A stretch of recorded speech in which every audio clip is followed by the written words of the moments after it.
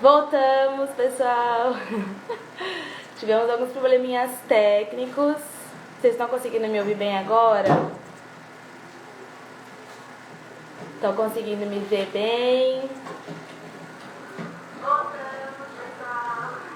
Aí. Agora tá bom o som, hein? Estão conseguindo me ouvir bem? Me ver?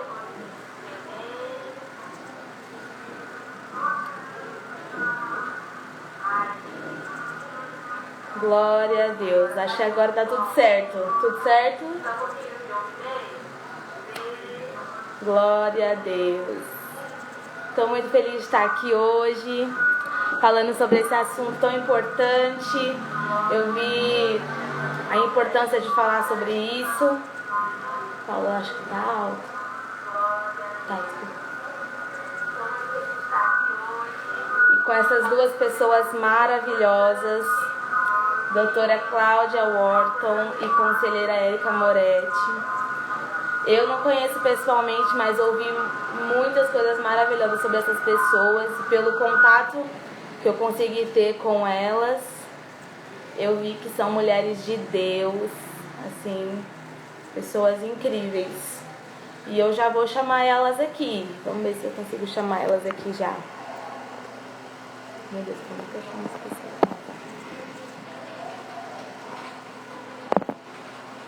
Só um instantinho.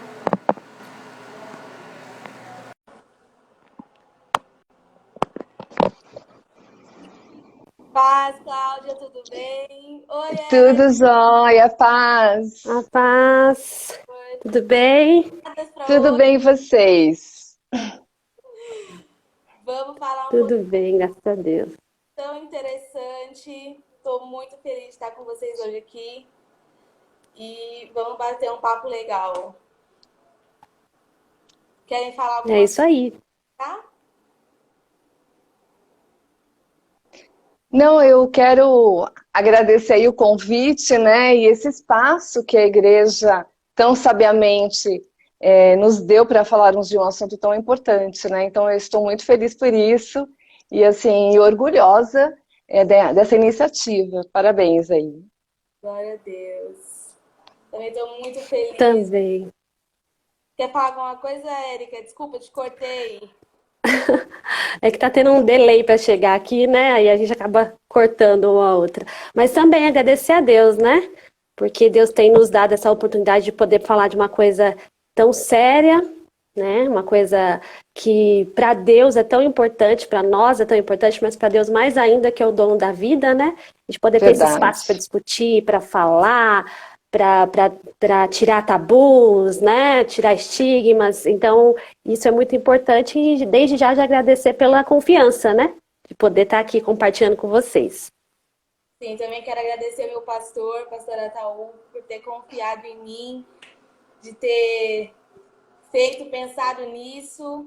Sou muito grata a Deus pela vida dele. E já quero começar com uma pergunta. Pode ser as duas responderem, ou, enfim, né? A gente está aqui livre, mas se vocês quiserem falar, uma complementar a outra, tá bom? Que é, a primeira pergunta seria: suicídio é uma coisa momentânea ou ela vem de problemas antigos? Tem como uma pessoa assim, tipo, decidir isso assim em 5 minutos, ou é uma coisa assim antiga que só vem assim crescendo com o tempo? Eu acho que a doutora pode explicar melhor, né, doutora? Bacana. Olha, normalmente não é de imediato, né? Porque existem comportamentos que a gente chama comportamentos, né, tendenciosos ao suicídio. Então, primeira coisa, tem a questão de pensamentos suicidas. Se começa a pensar no suicídio, né, de uma forma assim, às vezes esporádica, às vezes contínua. Aí depois tem uma questão de planejamento, né? Se planeja como fazer, né? De que forma fazer. E depois tem tentativas, né? Raramente a pessoa pensa, já faz isso e dá certo. tem tentativas, né, para depois acontecer. Então, o impulso influencia, sim, nessa questão do suicídio, mas existe esse processo normalmente. E o que leva uma Fica à pessoa vontade. a ter o suicídio? Acho que as duas podem responder, a doutora, né, na parte mais técnica, mas também como conselheira, eu acho que a Érica também pode dar algum parecer sobre isso. Quer falar do primeiro, doutora Cláudia? Depois Não, eu vou pode falar. desenvolver aí. Pode falar, fica à Bom, vontade. é a Evelyn seu nome, né? Isso. Então, Evelyn, como você tinha me passado em relação à pergunta sobre o suicídio na adolescência, né? E eu trabalho muito com adolescente, trabalho também com pais, né? Eu e minha irmã, que é psicóloga, a gente tem um trabalho que chama SOS Pais, que é Sabedoria, Orientação e Suporte, que lida com os pais de crianças e adolescentes, né? Dando todo um suporte, tanto palestras nas igrejas, quanto um suporte de aconselhamento para os pais, né? Então, dentro dessa visão, a gente vê que o Centro de Controle de Prevenção de Doenças, né, dos Estados Unidos, ele revelou que as tentativas de suicídio aumentaram 50% entre os jovens de 12 a 17 anos depois da pandemia, né? Então é algo muito preocupante. Preocupante demais. E existem vários fatores, né? Não tem como a gente fechar em um só e falar, é por conta disso. Mas eu queria desenvolver com vocês e pensar aqui com vocês alguns fatores. A começar pelo fator básico das dificuldades que já existem nesse período da vida, né? Normais, dificuldades normais desse período. Então, a começar pelas dificuldades físicas, né? Porque tem o desenvolvimento físico aí na fase da adolescência, que sai de ser criança para começar a entrar na puberdade. Tem muitas dificuldades nesse momento de crescimento, né? De desenvolvimento físico. As emocionais, que aí entra. Nesse período, ela tenta descobrir quem ela é. Ela tenta descobriu a identidade dela. Antes, quando era criança, era o pai e a mãe que falavam. Antes, quando era criança, era o pai e a mãe que escolhia a roupa para vestir. Agora, é um momento em que ela mesma precisa descobrir aonde que ela se encaixa, para que ela serve no mundo. Ela precisa de uma certa autonomia que os pais já não entram muito nessa questão, na fase da adolescência, né? E nisso, ela tem aquela questão de pertencimento do grupo, né? Ele não quer mais a atenção tanto dos pais, mas quer pertencer àquele grupo. E aí é outra questão que a gente pode pensar, né? Qual o grupo que eles estão pertencendo, né? O certo seria pertencer ao grupo da igreja, né? O grupo de adolescentes da igreja, se sentir pertencente àquele grupo, se sentir amado, aceito naquele grupo. Mas a gente sabe que muitas vezes não é esse grupo onde ele está sendo acolhido, né? Muitas das vezes, né? E aí vem os ativistas que aproveitam essa fase que ele está em descoberta, aproveita essa fase que ele quer descobrir muitas coisas e quer ser aceito e aproveita para abraçar esse adolescente, né? E nessa fase também tem aquela questão de o que eu tenho que fazer para a profissão, qual é a faculdade que eu vou ter, que eu vou fazer. Então vem aquele monte de questões na cabeça, aquele monte de pressão na cabeça. E isso tudo é normal da fase da adolescência, né? Aí vem o desenvolvimento da sexualidade, né? Aí é onde que entra muita questão de ideologia de gênero. Eu trabalho também no curso do Mirab, né? Dando curso para conselheiros, para formar conselheiro na área da sexualidade também, né? Falando de ideologia de gênero, homossexualidade. E é nessa fase em que eles estão descobrindo muitas coisas, é nessa fase que se desperta ao lado sexual, porque até então era criança, né? Não tinha esse lado sexual. É onde vem a ideologia de gênero vendendo que ele pode ser muitas coisas, que ele pode ser o que ele quiser. Então dá um leque de várias coisas que bagunça ainda mais a cabeça do adolescente. Será que eu gosto de homem? Será que eu gosto de mulher? Será que eu sou bi? Será que eu sou pansexual? Isso tudo, imagina, na cabeça de alguém, né, que ainda não está formado, isso a psicóloga vai poder dizer melhor, que o cérebro do adolescente ainda não está formado para tomar algumas certas decisões, né? Então, todo esse conflito que já existe na fase da adolescência, a Evelyn já passou pela fase da adolescência, a psicóloga também, quer dizer, já passou por todos esses conflitos, né? E é normal acontecer. Só que, fora tudo isso, que já é normal, ele começa a perceber que o mundo não é tão colorido e tão mágico como ele vinha na infância. Ele começa a perceber que existem muitas coisas ruins, e também na infância ele era muito protegido, às vezes, de conhecer as coisas ruins e tudo mais. Então já começa um certo peso, né, dentro dele. E aí a gente cai na questão da tecnologia. Porque, venhamos e convenhamos, hoje o adolescente ele prefere 1000 vezes ser seguido por muitas pessoas no Instagram do que ter amigos de verdade. Ele trocou o olho no olho pelo amigo virtual, né? E isso traz um isolamento. Não só a questão do isolamento da pandemia, né? Que a gente viu que depois do isolamento da pandemia piorou a situação, mas antes da pandemia a gente já via que tinha esse isolamento, às vezes até mesmo entre eles. Né? Eu fui numa festa de 15 anos, onde todos eles estavam numa volta, cada um com o seu celular e ninguém olhava para o outro e ninguém conversava um com o outro, uma festa de 15 anos. Meu esposo também, que é conselheiro, foi lá, roubou o celular de todo mundo, colocou num saquinho e falou assim, agora a gente vai conversar. Então, quer dizer, isso já é natural deles. E nós somos seres humanos, o humano precisa de contato, precisa, né, desse relacionamento físico mesmo, não só de estar, tocar, né, que hoje na pandemia não pode, mas a questão de olhar dentro do olho.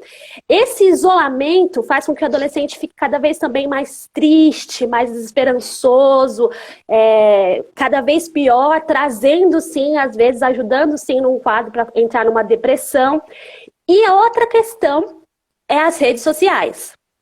A gente pode abrir para falar aqui, porque a vida do adolescente gira em torno das redes sociais, gira em torno de um like, gira em torno, assim, o humor dele muda dependendo da quantidade de like que ele leva numa foto. Ué, mas eu não ganhei muito like nessa foto, o que será que eu fiz de errado? Esse vídeo não deu muito certo, o dia dele acaba porque ele não recebeu muitos likes, né? E a gente sabe que o mundo virtual, o mundo das redes sociais, ela é fake, não é um mundo verdadeiro, não é um mundo real, né? Por quê? Para você colocar uma foto no Instagram, você tira a melhor foto, maquiada, no melhor dia, no melhor horário. Você não tira foto quando você acaba de acordar, com aquele cabelo todo descabelado, todo remelenta. Você não tira a foto e fala, acordei. Não. Você não tira a foto do prato do arroz e feijão todo dia. Você tira a foto quando aparece ali o prato maravilhoso que você saiu para comer. Então, as pessoas que vêm de fora fala assim, nossa, como a minha vida é triste, né? Olha como aquela pessoa tá tão bonita, olha como uma pessoa tão legal, olha como aquele corpo daquela pessoa começa a fazer comparações. E isso para o adolescente é algo muito ruim. Então ele olha para aquele mundo fake que te obriga a ser feliz o tempo todo. Ninguém é feliz e eufórico o tempo todo, bonito o tempo todo. E as redes sociais, ela traz essa impressão de que você precisa estar bonito o tempo todo, feliz o tempo todo. E o adolescente começa aquela comparação, começa a entrar num período depressivo. E aí, por último, a gente pode falar também sobre o cyberbullying, né? Que a gente conhece como o bullying, famoso bullying, mas é o virtual, né? Como o mundo deles hoje é virtual. E a gente viu o caso daquele Lucas, né? Que é o filho de uma cantora, não sei se vocês chegaram a ver, apareceu na mídia. Tinha 16 anos, filho de uma cantora de forró, e Valkyria é o nome dela, né? E ele tinha 16 anos e por causa de um vídeo que ele postou, não sei se vocês viram o vídeo também falando assim, olha... eu coloquei no TikTok para ver se eu ganhava uns 500 visualizações, né? Confirmando aquilo que a gente falou de que a vida deles gira em torno disso. Ele ganhou, assim, milhões de visualizações, só que muitos falando muito mal, criticando, que é um vídeo que ele estava quase beijando o menino, né? E ele não aguentou e tirou a sua própria vida, né? E passou na mídia toda. Então, só para ver como realmente a vida deles depende muito dessa vida virtual. Certa vez eu ouvi, vocês devem ter ouvido também, alguns adultos falando assim, porque na minha época, esse negócio de minha época, né? Na minha época existia o bullying, que nem chamava bullying, mas a gente sobreviveu e não tentava tirar a vida por causa do bullying, só que era diferente. Você recebeu um bullying na escola, alguém te chamava de gorda, de magra, de feia, de isso, de aquilo, você ia para casa, o bullying acabava. Hoje o bullying é 24 horas, porque ele é virtual. Então o adolescente fica 24 horas no celular recebendo coisas negativas e falando mal e coisas horríveis, assim, coisas inimagináveis que alguém tem coragem de colocar numa internet. Então, todos esses fatores e mais a questão dos pais, que é para fechar essa questão, né? Que nos pais aqui daria mais uma hora de vídeo, mas eu não fica tranquila que eu não vou mais falar mais uma hora, mas só para fechar, que é a questão que os pais hoje não permitem que as crianças tenham frustrações, né? Tem uma super proteção aí, tem uma autoproteção assim tão exagerada que a criança não tem frustração. Quando ela entra para a adolescência, aí ela vai ter as frustrações normais, por exemplo, começou a namorar, a namorada terminou. O fato da namorada ter terminado é uma frustração tão grande para o adolescente que ele não sabe lidar com aquelas emoções e pode sim levá-lo a uma depressão, até mesmo um suicídio, né? E isso os pais não deixam frustrar desde criança. Uma criança de 1 ano, que é o meu filho, tem 1 ano, né? Ele anda, ele cai e bate a cabeça, porque ele está aprendendo a andar. Só que hoje já existe, para vocês terem ideia, uma bolsinha que coloca atrás nas costas e um arco na cabeça, para a criança que está aprendendo a andar, quando cair, não bater a cabeça e não se machucar. Só que isso, você olhando para um lado, fala, nossa, que pai cuidadoso. Só que isso não é bom. Porque o meu filho, quando ele cai hoje, ele já segura a cabeça para não bater, porque ele já aprendeu. E para ele, quando ele bateu a primeira vez, segunda vez, foi uma frustração. Então eu tive que deixar ele viver essa frustração, né? Aí você fala, mas você está comparando a frustração de uma criança de 1 ano, para ele é muito. Para o adolescente é muito, às vezes, algumas frustrações. Só que como os pais protegem tanto aquele adolescente, ele não aprende a lidar com essas emoções que são as frustrações, não aprende a lidar com o não. Acha que o mundo tem que girar em torno das vontades dele, porque o pai e a mãe faz tudo o que quer. Então, hoje os pais estão criando filhos infantilizados, e eu lido com adolescente, eu sei que é real. Eles estão com 18, 19 anos, que já tinha que estar com a cabeça muito mais madura, estão pensando como uma criança de 12, e não querem crescer. É a síndrome do Peter Pan, né? Ele quer viver infantil para sempre, e os pais ajudam com isso, né? Então criam filhos medrosos, inseguros e mimados. Então todos esses fatores juntos, né? Eu demorei um pouquinho para falar, mas assim, porque são muitas coisas mesmo. Então, se você parar para pensar na questão do jovem em si, que sociedade é essa que uma criança de 15 anos acha que já não tem mais nada para viver? Né? Que pelo contrário, ela tinha que estar com o olho brilhando, pensando no futuro, nos sonhos e tudo mais. Então, tudo isso são coisas para a gente pensar e analisar do porquê desse aumento para o jovem e por que o jovem em si, né, pensa tanto em tirar a própria vida numa fase tão boa, teria que ser uma fase tão boa da vida, né? Verdade. Queria até complementar essa situação, né, da formação, né, das nossas decisões, né? A gente tem a tomada de decisão naquilo que a gente chama de córtex pré-frontal. E ele se forma, ele vai se consolidando, e a neurociência já comprova que ele se forma aos 21, 22 anos. E dos meninos, né, ele demora um pouquinho mais para se formar do que das meninas. E por isso que a gente também vê mais homens, né, se suicidando do que mulheres, né? Apesar que na pandemia, no Brasil, disseram que com a violência doméstica houve um aumento nas mulheres.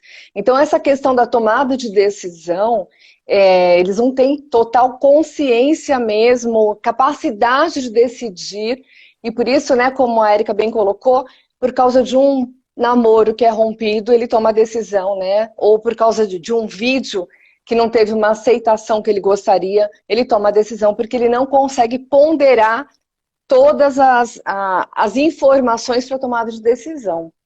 E essa questão também, né, do que ela colocou das redes sociais, é extremamente forte isso. Por quê? A nossa identidade, ela vai se formando com relacionamento com outras pessoas, com interação pessoal. Eu preciso, né, conviver aqui com a Érica, conhecê-la, com a Evelyn, para eu entender quem eu sou, quem elas são, para ir formando a minha identidade. Mas isso acontece no relacionamento interpessoal. E realmente, as redes sociais, né, quando você pensa num bullying pessoal e num bullying pelas redes sociais, é terrível, porque você não apaga isso. Então, a repercussão disso em segundos é gigante, gigante. E essa questão da frustração que ela bem colocou, né? Daqui a pouquinho a gente vai falar de outros motivos e de outras situações vinculadas ao suicídio, mas essa questão da frustração, ela é fundamental. Porque, né, a ciência fala, né, a física da resiliência, né? Que uma pessoa resiliência, né? Aquela analogia com ferro, né? Que se molda e tal. Uma pessoa que não consegue sair da situação normal, viver uma situação de estresse e voltar, ela não se torna resiliente. Por outro lado, também não dá para uma criança, um adolescente, qualquer adulto, enfim, qualquer pessoa ficar numa situação de estresse contínuo, né? Tanto uma situação quanto outra é muito ruim. Então, essa ausência de frustração, de não, e até essa questão, né, do que ela colocou da vida, né, parecer que não tem mais graça, não tem mais nada para fazer aos 15 anos, por tudo que já é oferecido sem esforço, sem sacrifício. Sim. Então não tem plano, não tem planejamento, não tem dificuldade alguma. Então muitos pais, né, por ausência até física, né, apesar da pandemia, muita gente ficou em casa juntos, tal, mas por essa ausência afetiva mesmo, supre, né? Sempre com alguma coisa, como se estivesse sempre devendo algo. E não tem essa vivência de poder conquistar, né? De poder buscar, que é a maior realização, nós conseguirmos as coisas com as nossas próprias forças, né? Isso é uma super realização. Mas não vive isso. Então, é extremamente forte isso, essa questão de não viver frustrações. Isso se aplica também aos adultos ou é só aos adolescentes? Ou assim, isso também é uma causa assim, em suicídios em adultos, em idosos? Olha, quais são as principais causas, riscos, vamos pensar assim, tem várias causas, tá? Riscos. Pessoas que já tentaram suicídio antes. É um super risco. Então, dizem assim, tentou suicídio, não vai tentar mais. Não, pelo contrário. Existem dados aqui que falam que foram 25 tentativas, às vezes, para se conseguir o suicídio. E tem casos que são bem menos do que isso. Então, assim, as tentativas de suicídio precisam ser muito bem cuidadas, né? Muito bem cuidadas, porque, principalmente, fala assim, tentou, não vai tentar novamente. Era para chamar atenção, né? Tava com mimimi, que não é verdade. Não é verdade. Vai tentar ir muito perto, tá? A gente vê casos em que a tentativa que pelo menos que todo mundo teve ciência, tá? Aconteceu em uma semana e o suicídio, em menos de uma semana ele foi efetivado. Então essa questão das tentativas, ou mesmo da fala, né? Do discurso, tudo isso precisa ficar muito alerta a esses sinais, né? Então esse é um dos principais riscos. E o outro, doenças mesmo, né? Psiquiátricas, como a questão da depressão. A depressão, existem mais de 1000 fatores que podem acarretar uma depressão, né? E já existem muitos estudos sobre isso. Então, um vírus, por exemplo, uma pessoa que pega um vírus, esse vírus ele pode ficar alojado no cérebro, pode acarretar uma depressão. Um distúrbio de tireoide pode gerar uma depressão. Um pólipo no intestino pode gerar uma depressão. Inúmeros fatores, né? Então, fatores neurotransmissores, né? Não suficientes, né? Serotonina, dopamina. Então, tudo isso pode acarretar depressão. E quando a gente pensa, né, no que a Érica bem colocou, das redes sociais, né? Essa questão da rejeição, de, né, sofrer bullying, tudo isso pode gerar uma tristeza em que a pessoa não sai da situação.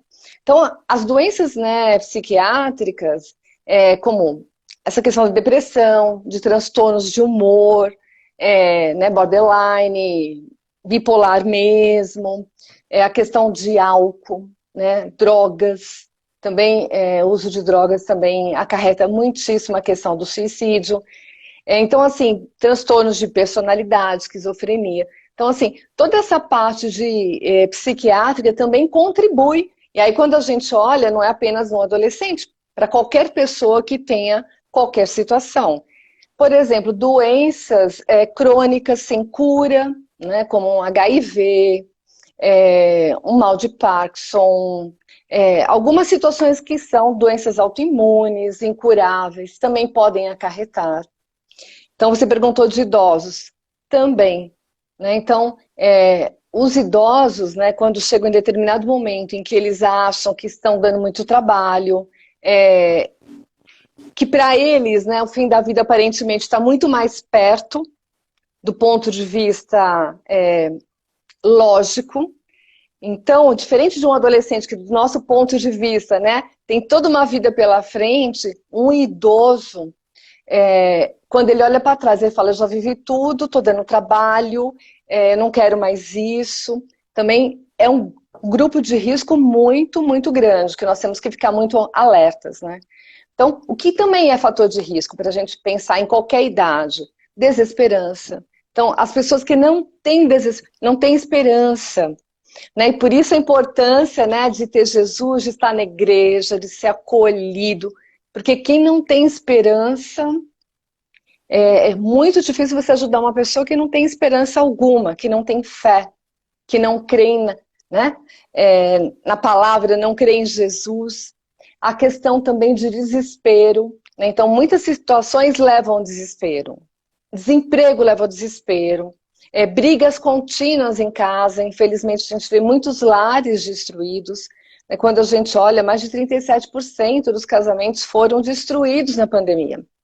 Aumentou o número de divórcio. Então, né, até na minha empresa, né, eu trabalho numa empresa, sou executiva numa empresa, né, fora a questão de atendimento clínico, e o pessoal fala que bom, né, tá em home office, tá em casa.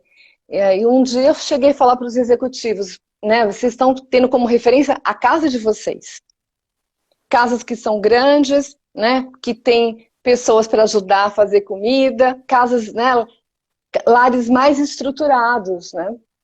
Nem todo mundo vive num lar estruturado, né? Tem pessoas que moram num lugar muito pequeno, sem estrutura alguma, né?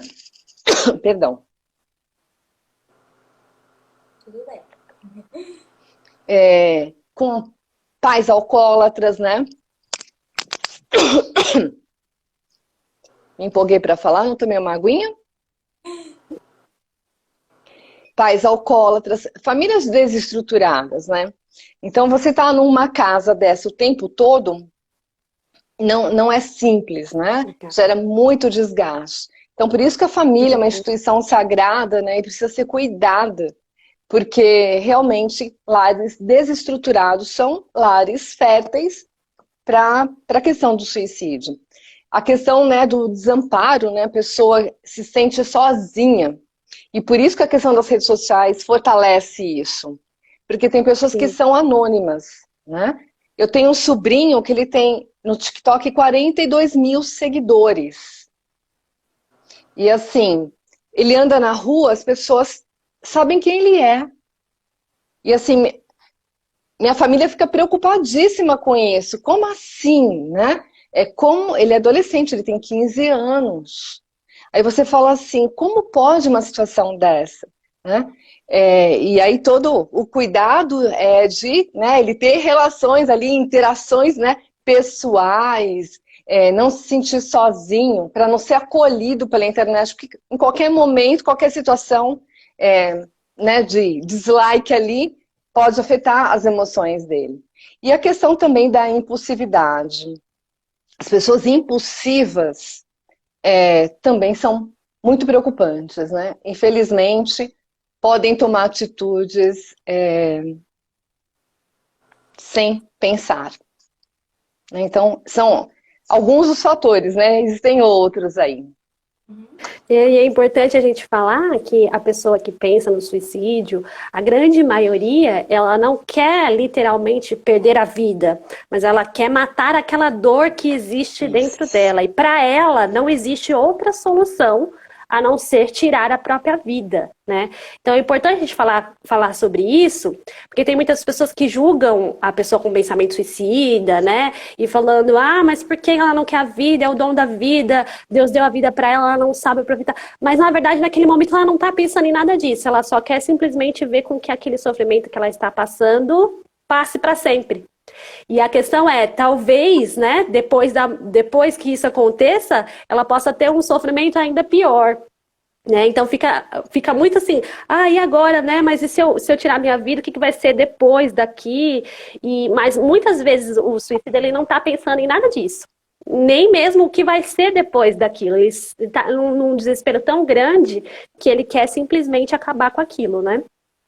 E até antagônico, né? Essa questão, ele quer viver bem e quer morrer porque ele quer acabar com aquela dor, né? Então ele é meio Sim. antagônico.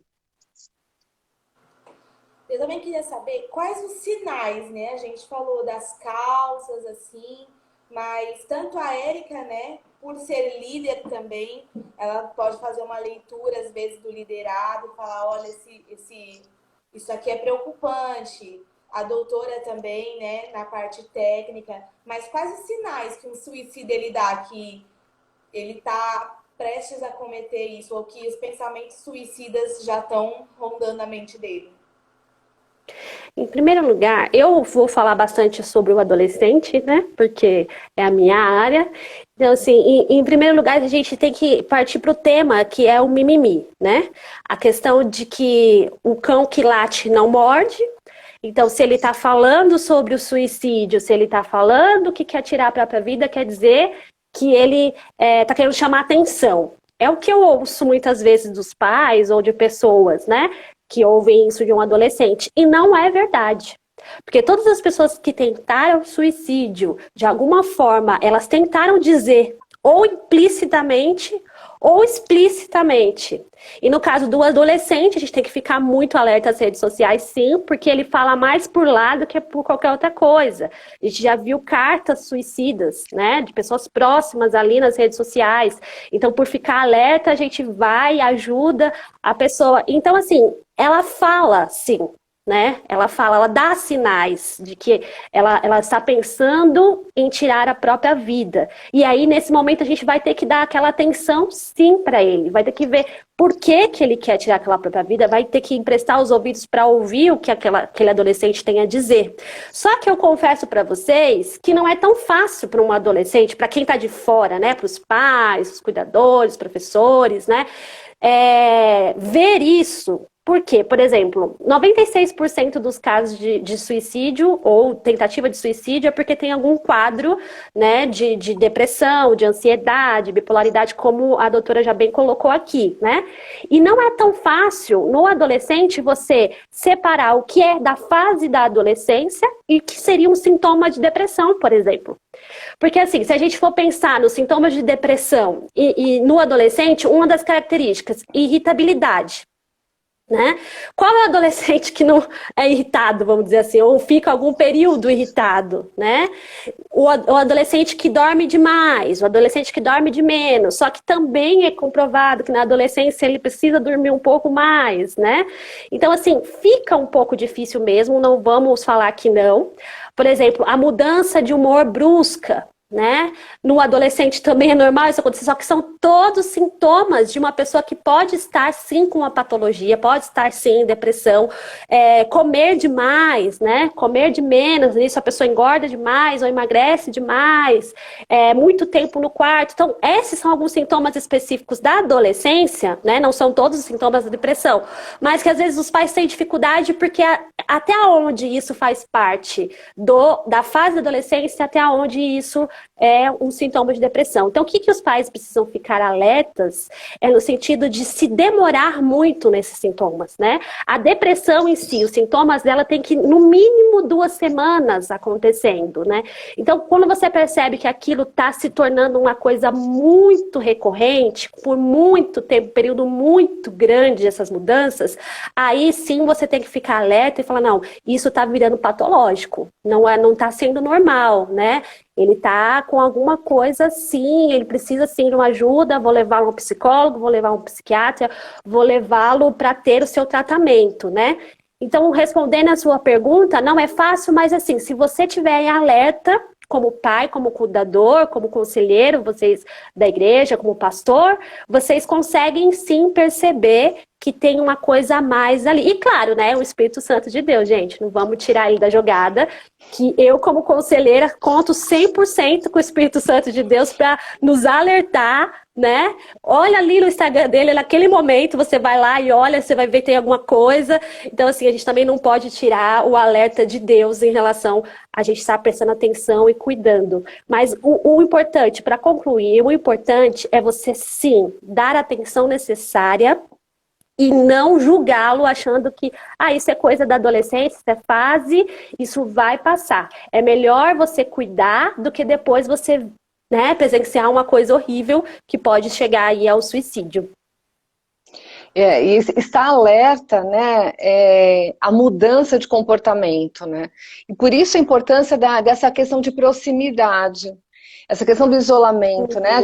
O adolescente, ou qualquer outra pessoa ficar isolada no quarto, essa coisa né, de colocar bilhete na porta que os pais não entram, não pode ter isso.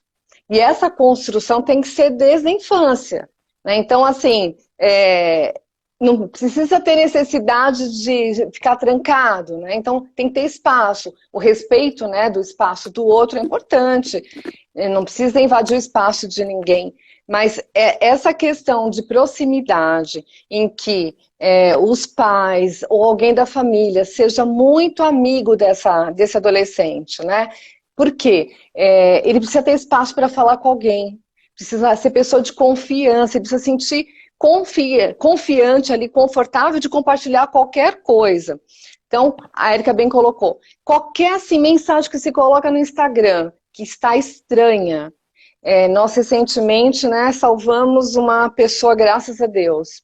Ela colocou uma mensagem, tipo assim, quase que meio de despedida, mas era um pensamento bonitinho, assim, sabe, com diagramado bonitinho. E aí uma pessoa só ficou alerta, já entrou em contato no celular, não atendeu, já chama, em resumo, né? Ela foi salva a tempo, né? Mas ela já tinha iniciado o ato, vamos dizer assim. Mas por uma mensagem ali no Facebook, né?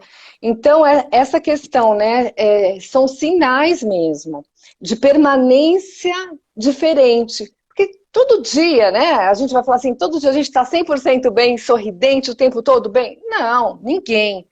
O que não pode é ficar perdurando, né, no negativismo, em palavras assim de desesperança, né, que nada tá bom. Ficar muito alerta à questão de drogas, né? Porque as drogas acarretam, né?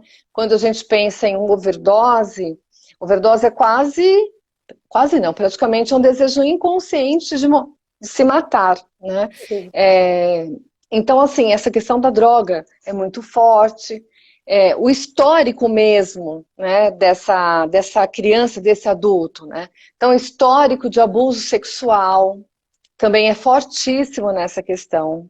Histórico de maus tratos, né? Então, assim, o histórico familiar mesmo, se já houve, né, suicídio ou tentativas de suicídio na família, né? Porque a gente vem de uma herança, né, genética também. Então, são todos sinais que devem ficar alerta. Tem que buscar ajuda? Tem. E assim, a pessoa às vezes vai querer? Não, ela não vai querer, né? Mas tem que insistir de levar no psicólogo, levar no psiquiatra.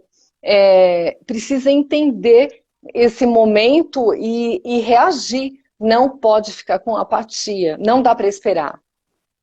Os sinais precisam, rapidamente, a pessoa precisa ser acolhida, né? Realmente sentir que ela não está sozinha, porque o medo também é um dos fatores que pode acarretar, levar alguém ao suicídio também. E às vezes a gente fica meio assim, o que fazer, né? Eu já vou implementar aqui a pergunta da Tati, que é como os pais podem ajudar o adolescente nessa fase, mas aqui claro, como pais, tem uma proximidade em casa, né? Tem toda uma rotina juntos, mas até assim, nós como rede, assim, de amigos, de conhecidos, como nós podemos ajudar a perceber esses sinais, como um passo a passo, assim. Olha, essa questão da proximidade é muito importante, né? E essa questão de conversas contínuas, né? A gente entra, às vezes, na questão do automático, né? Então, nós estamos, assim, numa era de informação. Nós ficamos conectados o tempo todo. Isso é um desgaste para o nosso cérebro, né? Então, assim, as pessoas têm trabalhado em casa, mas continuam com as suas rotinas. É uma conexão 24 horas. Né? Não dá mais para a gente falar assim, olha, a gente trabalha naquele período. Não, são 24 horas você conectado. E o que acontece? A desatenção, quando nós estamos conectados numa rede social, num computador, ela é altíssima. E por isso que não pode usar celular e dirigir. Porque a perda de atenção é tremenda. Acontecem inúmeros acidentes por causa da questão de celular. Então, essa questão de estar com o celular, mesmo em casa, ao lado, né, como a Érica bem colocou lá, está numa festa, todo mundo com o celular. Quantas pessoas estão assim em casa, na família? Né? Então, a mesa, né, essa questão de trazer o pão da presença, de ter refeições juntas, pelo menos assim que seja uma refeição, né, por dia, 3, 4 vezes por semana, é necessário. Só que assim não dá para ficar todo mundo no celular, cada um ali, né, com o celular, precisa ter interação. Né? Então, é fundamental. Tem que entrar nas redes sociais também, olhar o que está postando, né, o que está falando, sem invadir, né? Mas acompanhar. Então, essa questão de proximidade, ela é necessária. Ela é necessária. Saber com quem, né? Quem são essas amizades? Com quem esse adolescente está conectado? Então, isso é fundamental. Não dá para fingir que não está acontecendo nada ou achar que realmente mimimi porque não é. E é muito importante os pais, né, nesse período, né, que o adolescente não está bem, né, então assim, porque ele que acaba percebendo, o pai e a mãe, ele que acaba percebendo essas mudanças no adolescente, muito mais do que quem está fora, né, só que já tem aquela questão do adolescente não querer a proximidade com os pais, que é normal da adolescência por querer uma certa autonomia, né, por querer esse crescimento, essa independência, né, mas se os pais souberem conquistar o coração desse adolescente, o pai consegue sentar com ele, e isso realmente é uma construção, como a doutora bem falou, que começa da infância, né? Não é na adolescência que o pai vai querer começar a ter um relacionamento com o filho ali, que fica muito mais complicado, mas se ele já tem esse relacionamento com o filho desde a infância, quando chega na adolescência, mesmo que essa questão de querer se afastar um pouco dos pais, ele pode sim abrir o coração para a mãe, abrir o coração para o pai, dizer o que está acontecendo. Porque se a gente falou que ele tem desejo de tirar aquela dor de dentro dele, então qual é o papel do pai e da mãe? Tentar descobrir qual é essa dor. Só que muitos pais preferem não falar, preferem não descobrir, porque é uma dor muito grande descobrir que de repente meu filho está pensando em suicídio ou está em uma depressão, alguma coisa. Então, assim, esse não quero saber ou não vou saber lidar, faz com que o pai não pergunte, faz com que o pai e a mãe não sente para conversar, tente ganhar aí o coração do filho para que seja esclarecido o que está passando e aquela dor.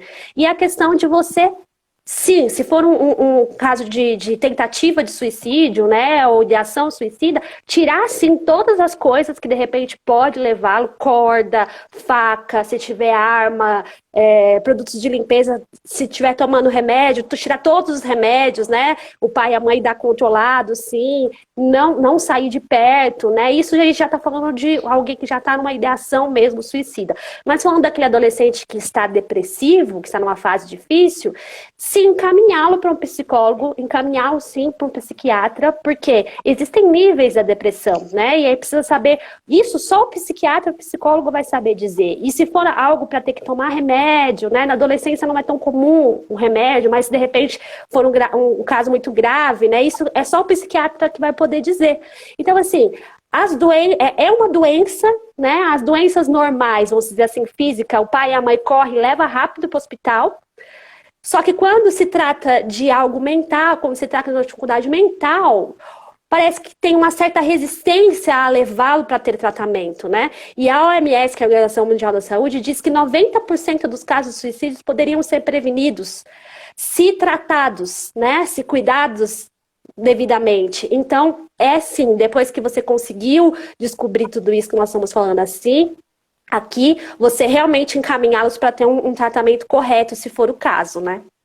E a vergonha, né, de essa questão de estar na igreja, né? Achar que, porque eu estou na igreja, como que eu vou buscar a ajuda de um psicólogo, de um psiquiatra? Nós somos seres normais, como qualquer outro, né? Como qualquer outra profissão. Na realidade, a gente tem um preconceito, mas todo mundo precisa de terapia. Não é uma coisa pontual numa fase da vida. É necessário, a gente precisa ter alguém para conversar, alguém que seja uma pessoa de confiança, que tenha um olhar externo, né? Mas a gente tem um tabu, um preconceito, principalmente dentro da igreja. Né?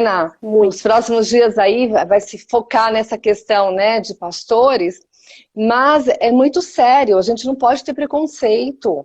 Né? Então, assim, a terapia, nós somos corpo, alma e espírito. Assim como nós precisamos, temos necessidades físicas, tomar banho, se alimentar, buscar ajuda de um médico, precisamos da igreja para alimentar o nosso espírito, a nossa alma também precisa ser cuidada. Né? Então, esse tabu precisa ser quebrado dentro da igreja. Por isso que eu falei que fiquei muito feliz quando a gente começou, porque realmente, né, dá orgulho, né, um orgulho santo nesse sentido de que estou cuidando disso, não pode ter vergonha de falar, medo de falar, não pode, né?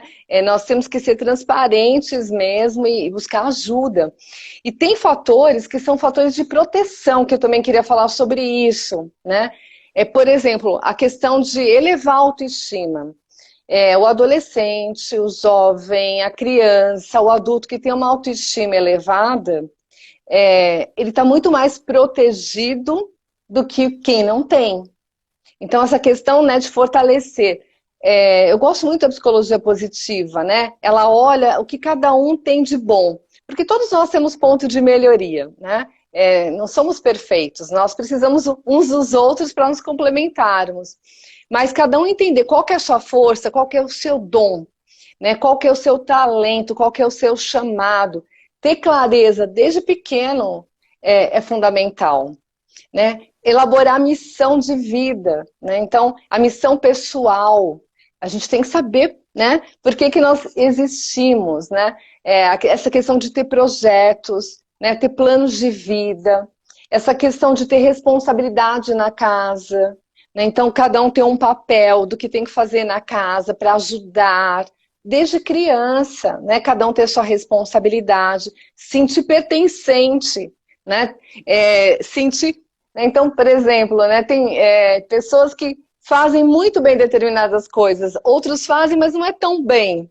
Essa pessoa precisa saber que ela faz muito bem aquilo, que ela tem esse dom, essa capacidade, né? Que ela é importante, né? Que ela faz parte, né? É um fator protetivo. Essa questão de cuidar da saúde emocional. Então, a prática da gratidão, registrar a gratidão, né? Eu fiz até uma tese sobre isso. Essa questão de agradecer, né?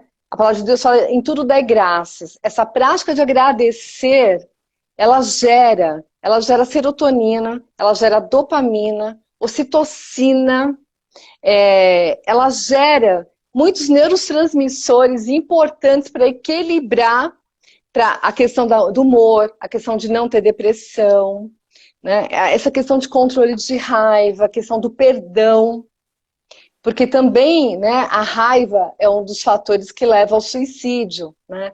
Então a pessoa tão raivosa que ela quer terminar com a vida por essa raiva que ela sente, às vezes dela, até de outros, né? Então essa questão da liberação do perdão, dessa prática de perdoar, né? As pessoas são falhas, né? Nós falhamos o tempo todo. Então essa prática do perdão, ela precisa ser praticada, ela é protetora, né? Deixa eu ver aqui mais. Essa questão, né, de de buscar mesmo a saúde física, emocional e espiritual continuamente. Né? 1 Tessalonicenses fala que nós somos corpo, alma e espírito, somos triunos, né? Somos feitos à imagem e semelhança de Deus, essa clareza. Eu estou cuidando do meu espírito, eu estou cuidando da minha alma, eu estou cuidando do meu corpo, né? Esse equilíbrio é fundamental. São fatores protetores também para que a gente evite que aconteça alguma coisa pior, né? Voltando só na questão do tabu, assim, dentro da igreja, né? Um dos maiores fatores, assim, que nós vemos pela igreja, assim, dos pais, às vezes, verem que o filho, ele tá diferente, ele tá com pensamentos, assim, negativos, ele anda muito negativo, enfim, entre os vários sinais que a gente falou aqui. Mas de não levar a terapia porque meu filho não é louco. Porque psicologia é pra gente doida, né? Confundem, fala de... Olha, nós não tratamos de louco, porque assim, isso é, sabe, um super mito, vamos dizer assim. A loucura, ela é uma ruptura, né? E a pessoa, quando ela tá nessa fase, não existe terapia para isso, né? Então, é medicação, é internação. Então, assim, essa questão, né, de loucura, não sei, né?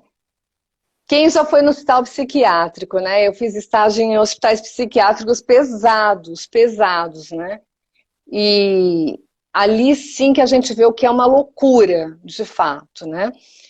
As pessoas se tornam que nem bichos, né? Comem, você pode dar um prato, ela joga a comida no chão, come que nem um animal. É uma coisa realmente complicada. Então, essa questão de buscar ajuda, né? É realmente algo que tem um tabu, tem que ser quebrado, né? Porque nós psicólogos não tratamos de loucos. Já vai para a psiquiatria, só que em estágio de internação mesmo, né? E é interessante que qualquer tipo de enfermidade emocional, ela pode ser cuidada, ela pode ser tratada. Então, essa questão, né, dos pensamentos, né, essa ideação suicida, ela pode acabar se tratada. Porque assim, vem o pensamento, daqui a pouquinho passa, a pessoa está tratada? Não. Porque o que causou a consequência? Então, tem que lidar, tratar, né? Então, assim, é sábio buscar ajuda. Sim, é verdade. E nessa questão, eu dou palestra falando sobre depressão, e eu vejo e converso com pessoas que estão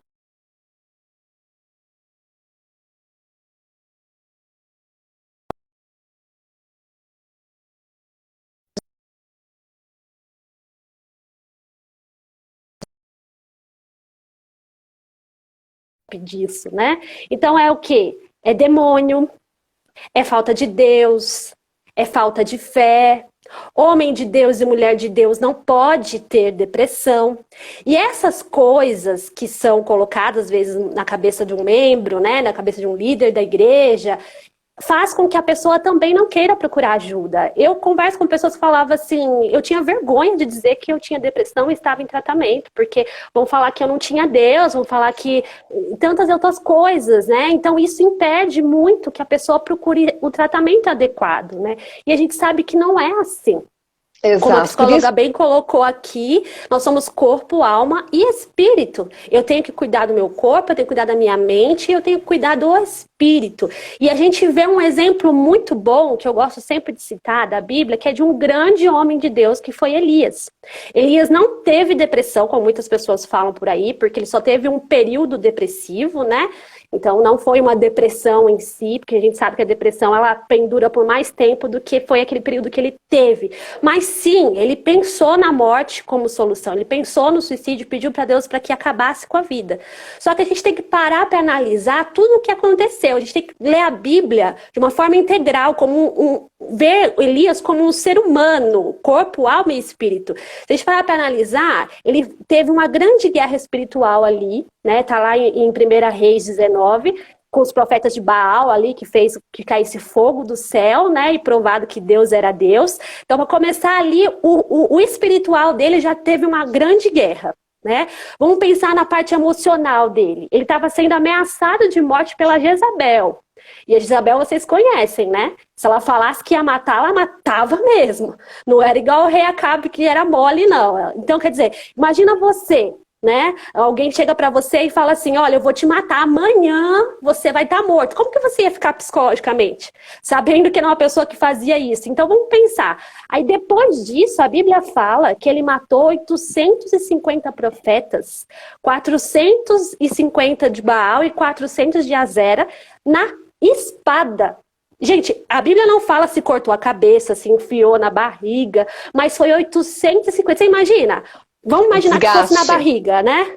O desgaste físico, gente, imagina. 1, 2, 3, até 850, gente. Para pensar como que estava o desgaste físico de Elias. Depois disso, ele andou por um dia inteiro para chegar na caverna onde ele chegou, na árvore onde ele parou ali. Hoje ninguém anda 5 minutos, vai na padaria de carro. Você imagina andar 1 hora? Imagina o desgaste espiritual, emocional e físico que ele estava, né? E quando ele chegou ali naquele lugar, ele orou a Deus e falou, tira minha própria vida, e dormiu. E nisso, qual foi o tratamento de Deus? Primeiro, Deus pensou em tratar o físico dele. Né? Para você ver como a Bíblia não trata as coisas só no espiritual. Deu pão, mandou um anjo com um pão quentinho, água e falou, come, bebe e dorme, ou seja, descansa. Você precisa de cuidar do seu físico. Seu físico precisa de descanso, né? Porque a gente vê muitos líderes aí sem descanso, né? Sem cuidar da vida física, do estresse, assim, ultrapassando os limites, né?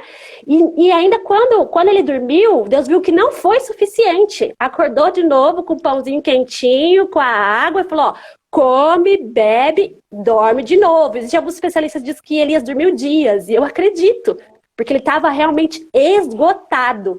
Quando ele se viu fisicamente já restaurado, foi a hora de Deus tratar a mente dele. O que Deus fez? Falou, Elias, o que você está fazendo aqui? Deus não sabia o que ele estava fazendo lá? Claro que sabia, né? Só que Deus queria que ele falasse, queria que ele colocasse para fora. Deus usou de uma técnica terapêutica para Elias contar o que estava acontecendo dentro do coração dele, não foi isso? E aí ele falou que ele estava sozinho, que ele estava jurado de morte, abriu o coração. E Deus fez para ele, mostrou para ele que ele não estava sozinho, que ele ainda tinha um futuro maravilhoso pela frente, que Deus ainda tinha planos, ou seja, Deus deu esperança para Elias, um grande homem de Deus. E aí, como você ouve algumas pessoas dizerem que o homem de Deus não pode ter depressão, o homem de Deus não pode passar por estafa emocional. A gente tem um exemplo aí da Fernanda Brum, não sei se vocês souberam. Eu estou abrindo aqui porque ela abriu para todo mundo, falou que teve depressão, teve a síndrome de burnout, né? Que, para quem não conhece a síndrome de burnout, tem um esgotamento emocional muito grande, físico. Ela chegou a desmaiar, né? E ela precisou se retirar para poder se restabelecer. Então, quer dizer, a gente precisa quebrar esse mito, a gente precisa de parar de achar que é super-homem, que é super-mulher, porque é cristão, é aquele cristão triunfalista, né? Que tem que estar sempre tudo bem, que com Cristo é só vitória, que com Cristo no barco tá tudo bem, que você tem que estar feliz sempre. Que é isso, irmão? Levanta a cabeça, que negócio é esse de ficar para baixo, ter depressão? Então, a gente precisa parar com isso. Sorria, Jesus, você tem Jesus, por que você fica com essa cara... Então, não é bem assim, né? Então, eu queria colocar aqui que é importante a gente falar, quando a gente fala em relações, em questão de homem de Deus e mulher de Deus, que sim, nós somos seres humanos e nós passamos por momentos, e se for necessário tratar com medicamento no físico, tem que ser tratado, porque tem uma questão, né? O crente, ele acha que ele só precisa ser tratado no médico de cabeça para baixo. Ah, não, Jesus é meu psiquiatra, Jesus é meu psicólogo. Mas ele não fala assim, ah, Jesus é meu cardiologista, quando tá com algum problema no coração, não é? Ele vai no cardiologista e ele cuida, mas quando é questão emocional, não, imagina, é Deus na minha vida e nada mais. Então a gente está mais que na hora da igreja se levantar, como a psicóloga falou aqui, que está muito feliz da gente poder estar discutindo sobre isso, falando sobre isso, para que a igreja realmente caia essas escamas dos olhos, para parar de pensar que coisas emocionais que que transtornos emocionais não faz parte do ser humano e não faz parte da igreja. A depressão, em cada 4 pessoas, ou melhor, cada 4 pessoas, uma tem depressão. Isso, a cada 4, uma tem depressão. Então, uma igreja de 100 membros, aproximadamente 25 pessoas, isso no mundo, né? Aproximadamente 25 pessoas provavelmente têm a depressão. Então, é muito negligente da nossa parte a gente simplesmente deixar de lado e falar assim, não vamos falar sobre isso, não vamos falar sobre essas coisas, não, sendo que a igreja precisa ser cuidada, né? E a igreja ela precisa ser cuidada também no emocional. É verdade. E por isso que em Oséias 4:6 fala que o povo perece por falta de conhecimento, né? Então, assim, é uma falta de conhecimento, né? Você deu um exemplo fantástico de Elias, né? Mas a gente teve Jesus no Getsemane, né? Que chorou lágrimas de sangue, né? Os amigos dele estavam dormindo. Tem versões que falam que eles adormeceram de tristeza. Não é que dormiram por dormir, né? Adormeceram de tristeza. E olha, eles estavam ao lado de Jesus, pensam, estavam com a fonte de vida ali, né? Então, nós não podemos ser ignorantes, né? Desprezar ou colocar realmente. E também eu vejo assim que muito líder espiritual não tem facilidade, não consegue lidar com o sofrimento do outro. E por isso que coloca essa barreira e não fala, né? Então ele precisa aprender primeiro a lidar com o sofrimento dele, né? Se autoconhecer, né? Para que consiga realmente dar esse acolhimento que o povo precisa. Então as nossas pregações precisam ser corpo, alma e espírito, né? Não dá para a gente espiritualizar tudo. E é lógico que dentro do mundo espiritual, lógico, tem toda uma força, né? A palavra de Deus fala que, né? Os demônios andam ao derredor ali, buscando quem possa tragar, é lógico. Né? Então, que essa fragilidade vai vir realmente um ataque espiritual ainda muito maior, lógico. Né? A gente não é que nós estamos desconsiderando as questões espirituais, mas não são só as espirituais nessa situação de combate ao suicídio aí. E o suicídio é um assunto muito reduzido na igreja, né? A gente estava falando sobre isso agora, mas também pelo medo que sentem de falar sobre isso, né? Porque a gente está falando sobre suicídio, vão começar a pensar demais sobre isso, e aí pode vir alguns pensamentos. Então, assim, na igreja, ainda, principalmente na igreja, a gente não escuta falar sobre isso, sobre saúde mental. Literalmente isso que você falou, que os cristãos eles só querem medicina assim do pescoço para baixo, né?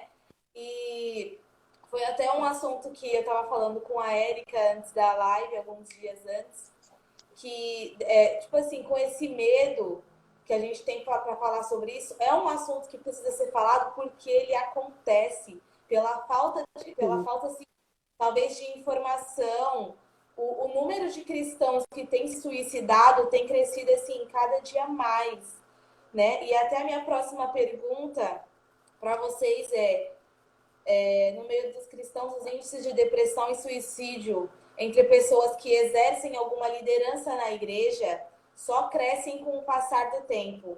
A pressão e o desgaste de não lutar apenas as próprias batalhas, mas ainda precisar sempre de uma palavra de ânimo para os liderados pode afetar a saúde mental dos líderes, de se sentirem capazes, ou, enfim, talvez uma impotência por não poder fazer muita coisa. Também. O que acontece? Assim, primeira coisa, né? Essa questão do tabu de não poder falar sobre o suicídio. Isso é um mito. A gente não pode falar dar detalhes de como aconteceu. Isso não, porque a gente, para quem está com pensamento, né, ideação suicida, se eu dou detalhes de como alguém se matou, isso não é bom. É a mesma coisa que alguém quer comprar uma casa e a gente dá detalhes de como conseguir comprar a casa. Né? Então a gente fala, olha, tem que guardar dinheiro, tal lugar está vendendo imóvel mais barato. Né? Então isso não. Né? Então dar detalhes de como aconteceu, de falar como, isso não se fala, isso não se divulga. Mas o restante tem que falar sim a respeito. Né? E essa questão de líderes, né, de pessoas de liderança, eu fiz parte muito tempo de um grupo de combate ao suicídio, né? Muito tempo mesmo, né? Eu estava